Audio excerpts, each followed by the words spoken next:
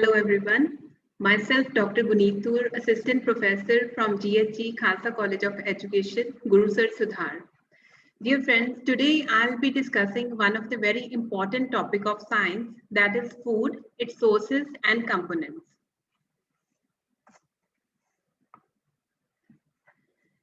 Now, as we all know that food is any nourishing substance that is taken into the body to sustain life. It provides energy and even promotes growth. So thus, food is the basic requirement of living organisms. It's required for growth, development, and wear and tear of the body tissues. It's also a group of edible substances which provide energy to the living beings and repair the old tissues. So it's a substance consisting essentially of protein, carbohydrate, fats, and other nutrients that are used in the body of the organism to sustain growth and vital processes and to furnish energy. Thus, it is the food that makes our body work, grow, and helps in repairing itself. So the kind of the food that you eat affects the efficiency of these processes. Getting to know which nutrients are in which foods can help you understand something of this complex relationship between your food and your body. Now, coming to the chemicals in food, food is composed of many different chemical substances, mainly the macronutrients. Now, these are the major nutritional components that are present in relatively large amounts. For example, proteins. Then micronutrients. These are the nutritional components that are present in relatively small amounts, for example, vitamins. Then besides macro and micronutrients, other important chemicals, these are the water and roughage. Roughage means the dietary fiber that we take in. Now, as we all know that food is something that provides us with the nutrients. So now what are these nutrients? Nutrients are the substances that provide energy for activity, growth, and all functions of the body, such as like breathing, digesting the food, keeping our body warm, and so on. Besides that, nutrients, they provide materials for the growth and repair of the body and for keeping the immune system healthy. Now coming to the components and sources of food. Now various food components, they are grouped into three classes. First one is the energy giving food, that is carbohydrates and fats. Second group is the body building food that contains proteins. And third one is protective food that includes vitamins and minerals. So food have generally two type of components, that is energy components and non-energy components of the food. So our cells, they need energy in the form of calories to function. So the energy component of food, it includes carbohydrates involving sugars and starches, then proteins and lipids, that are the fats. And on the other side, non-energy components of food include vitamins, minerals, dietary fiber, and water. Thus, our food contains mainly these major kind of nutrients like vitamins, minerals, carbohydrates, fats, and protein. And besides that, food also contains the water and dietary fibers which are required by our bodies. Now, first of all, coming to the carbohydrates. Carbohydrates, they are the body's main source of energy and they are the sole fuel for the brain. They comprise all the sugars in the food and it directly impacts the level of sugar in the blood. That's why it's so important to closely monitor the amount of the carbohydrates that we take up in the diet. Next, carbohydrates, they can be represented by the stoichiometric formula of CH2ON, where N is the number of carbons in the molecule. So the ratio of carbon to hydrogen to oxygen, as the formula shows, it is 1:2:1 in the carbohydrate molecules. Now, from where did the term carbohydrate originate? It's basically based on its two components, carbo, which means carbon, and hydrate, which means water. Now, next, various sources of carbohydrates. Amongst various sources of carbohydrates, the rich sources or the good sources are the grains such as wheat, rice, peas, beans, sorghum, sugarcane, sugar beet, and mainly the fruits such as banana, mango, melons, watermelons, and certain other vegetables. The excess of the glucose, it is stored in the liver and muscles in the form of glycogen. And this process is called glycogenesis. Now, next coming to the test for carbohydrates, how will we know that whether the food component it contains carbohydrates or no? For this test, we first of all take the sample solution that is to be tested in a clean test tube. Then we add 2 to 3 drops of iodine solution to it, and then we observe the change in the color. If the solution it turns out to be blue in color, it shows the presence of starch. And thus the starch, it contains the iodine solution to dark blue or black in color. Next, coming to proteins. Proteins, they are necessary for building, repairing, and renewing all the organs of the body. Thus, foods containing proteins, they are called body building foods. Now, there are basically two types of proteins. One is the animal-based protein and another is the vegetable-based protein. Now, examples of animal-based proteins, as you can see in the picture, these are, for example, meat, fish, offal, milk products, and eggs. On the other side, vegetable-based proteins, they include legumes, pulses, beans, nuts, seeds, peanut and nut butters, as well as tofu. So proteins, they invariably, they have the general formula of RCH, NH2, COOH, where C stands for carbon, H is hydrogen, N is nitrogen, O is oxygen, and R is the group that varies in composition and structure and is called as a side chain. So thus proteins, they help in building new tissues. They also count for tough, fibrous nature of the hair and nails and even for the structure of the muscles. Now the deficiency of proteins in children, it leads to a disease called Kwashiorkor. It's a serious condition that can happen when a person does not consume enough of the protein.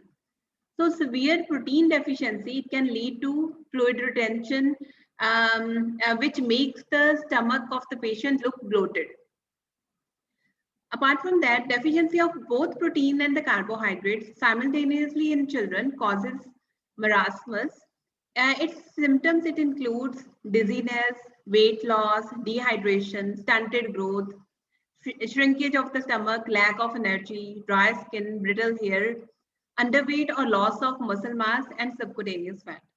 Thus, proteins, they are known to have the little effect on the blood sugar and they can help to control the appetite. So it makes you feel full whenever you consume proteins. Now next coming to the test for proteins. For this, to test whether a food item contains proteins, first of all, we need to grind the food item into a paste or a powder. Now to it, we will add 10 drops of water. Now to this mixture, when we add 2 drops of copper sulfate solution and 10 drops of caustic soda solution, so after a few minutes, if the mixture it turns violet, it is indicative of the presence of protein. So this is the test for proteins. Now next coming to the fats. Fats, these are also known as lipids.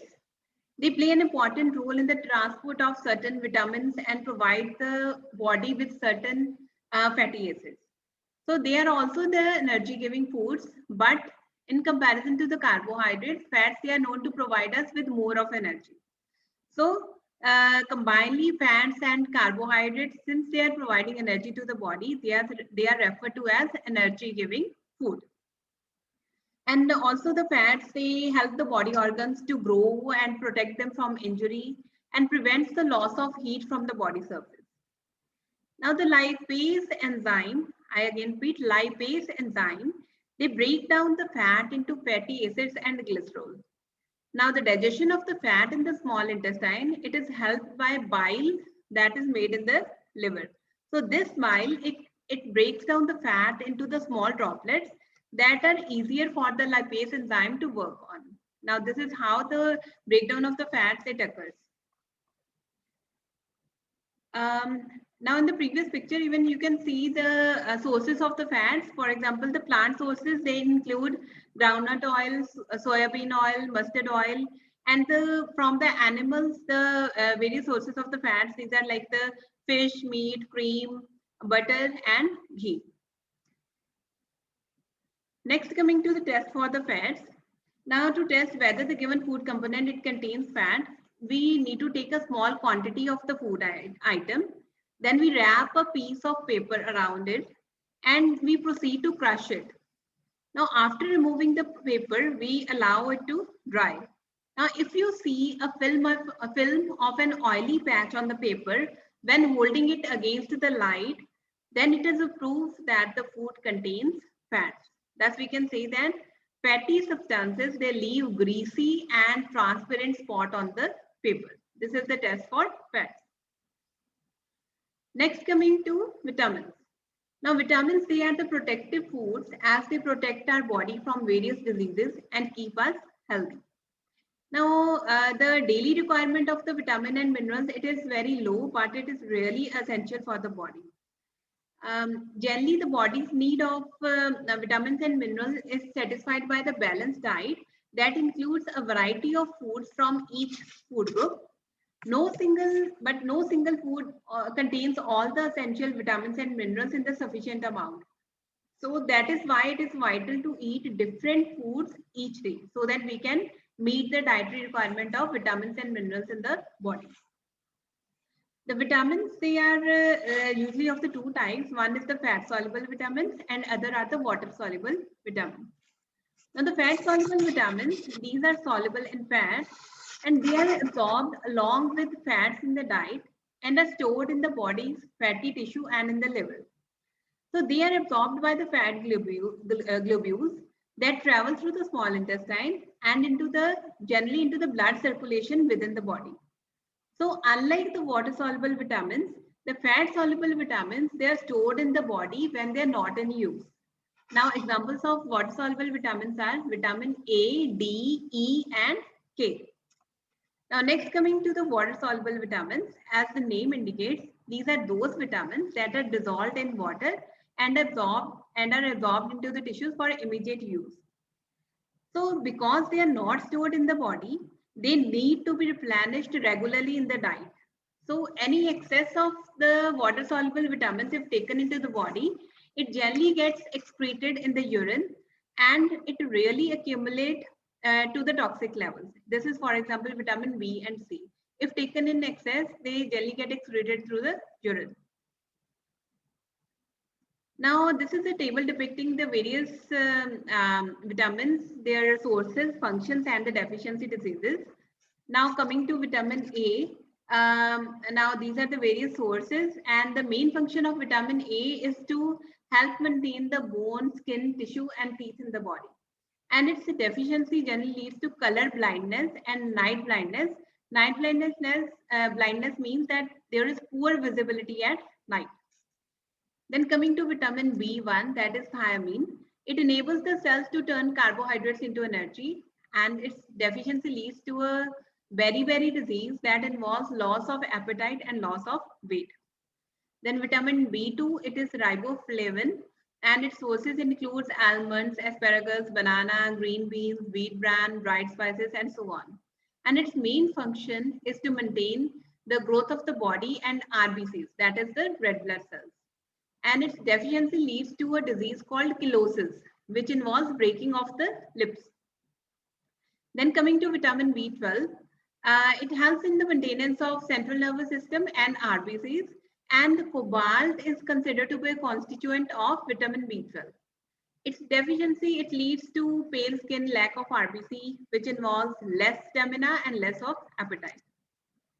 Then coming to vitamin C, its major source are the citrus fruits, which are citrus fruits such as oranges, then lemon, mangoes, strawberries. These are all good sources of vitamin C. It promotes the healthy gums and teeth, but its deficiency leads to a disease called scurvy, which involves bleeding of the gums.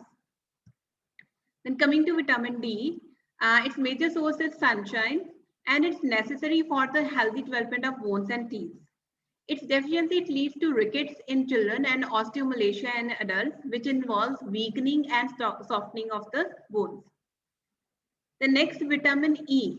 It is the vitamin that helps in processing vitamin K and in formation of RBCs.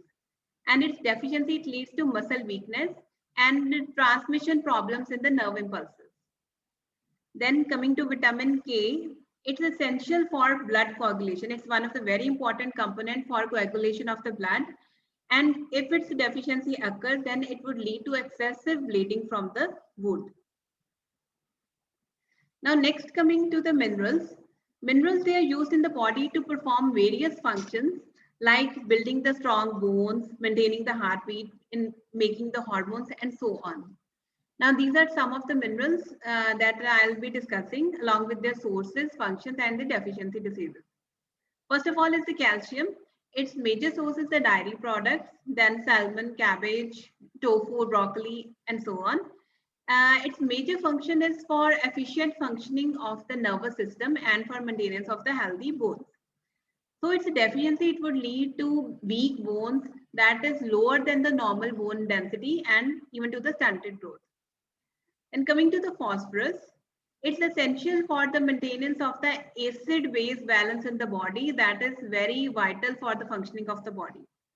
So its deficiency leads to loss of appetite, then bone fragility, muscle weakness, and poor physique. Next, coming to iodine, its main sources are the iodized salt, seafood, and the green leafy vegetables. And its major function is the formation of the thyroid hormone. And its deficiency leads to goiter, that is the enlargement of the thyroid gland, and even it leads to mental disability. Next, coming to sodium, its major source is the table salt and the celery. Sodium plays an important role in controlling the blood pressure in the body, and its deficiency leads to nausea or irritability. And coming to iron, its major sources are the leafy vegetables, meat, whole grain, and the eggs. And iron, it's really essential for hemoglobin formation in the RBC. And as it is required for the hemoglobin formation, so its deficiency would lead to anemia. So which involves weakness, fatigue, and shortness of the breath. Now coming to cobalt, it is a component of vitamin B12 present in milk and meat, and its deficiency causes pernicious anemia. Then fluorine, it maintains the enamel and checks the dental decay. It's present in milk and drinking water, but excess of fluorine is harmful to the teeth and bone. That causes fluorosis. That's why it's recommended that the small children, their toothpaste shouldn't be containing excess of the fluorine, because if consumed in excess, it leads to the decaying of the teeth and the bones. Next, coming to sulfur, it's an important part of several amino acids, that is the building blocks of the proteins, especially the methionine and cysteine. So it helps the body to resist bacteria, cleanses the blood, and protects the protoplasm of the cells. And the key functions, they include importance in enzyme reactions and protein synthesis. Next, coming to chlorine, it helps to keep the amount of the fluid inside and outside of your cells in a balance. So it maintains the proper blood volume, blood pressure, and pH of your body fluids. Now next, coming to very important component of food, that is the water. Water, it performs the essential function of absorbing nutrients from our food. It also helps in releasing the waste from our food in the form of sweat and urine. Our daily requirement of water is about 5 to 7 liters of water, which we generally don't consume, but we need to consume at least 5 to 7 liters of the water to keep ourselves hydrated. And water, it helps our body to perform many functions like digestion, throwing out the dissolved waste such as urine and impure blood. And it also helps in keeping our body cool through sweating. And besides that, water also helps in blood circulation. Now next, coming to the dietary fibers or the roughage. Dietary fiber, it is a vegetable element not digested by the body. It helps to promote the intestinal regularity. And besides that, it helps in proper digestion of food and prevents constipation. It also makes you feel full when taken in excess. And when eaten in large amounts, certain types of fiber, they help in slow absorption of sugars and thus control the level of cholesterol in the blood. Major sources of dietary fibers, these are like whole grains, flour, cereals, potatoes, fresh food, raw and cooked vegetables. When dietary fibers, they see, we know that these don't provide any such nutrition to our body, but nevertheless, they are an important component of the food. They help in easy absorption of food, helps in movement of bowel, and prevents constipation. So that's all the cereals, fruits, and vegetables. They are the roughage-rich foods. Now, lastly, coming to the balanced diet. Now, thus we can say that the food we normally eat in a day is our diet. Now, for the proper growth and maintenance of good health, our diet should have all the nutrients that our body needs in right quantities. Not too much of one and not too little of the other. So the diet should also contain a good amount of roughage and water also. And such a kind of diet is called a balanced diet. Thank you so much.